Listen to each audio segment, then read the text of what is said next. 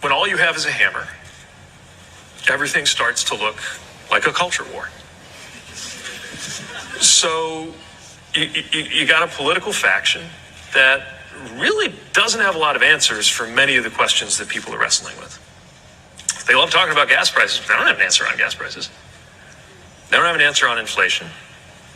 Many of them answered our call for bipartisan infrastructure work with a no. Haven't seen an answer on what to do about the price of prescription drugs. They voted against lowering that. Don't have an answer on what to do about the cost of childcare. Don't have a great answer on taxes. Actually want to raise taxes for the poor. That's a new one. I thought I'd seen it all. Then I saw Senator Scott's proposal to raise taxes for the poor. That's not great territory for them to be debating on. So what do? They find somebody vulnerable and pick on them, which at the moment is largely the trans community.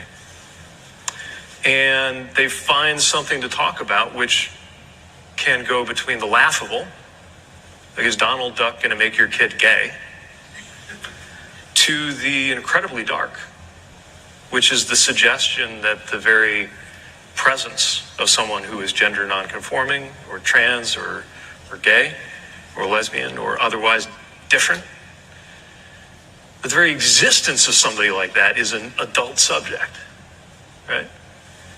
That if my kids in, let's say, a first grade classroom were to mention in passing that over the weekend they had a great time going with their dads to the zoo, that they would have somehow, by saying that, uttered something age inappropriate and get us really fired up about that fight.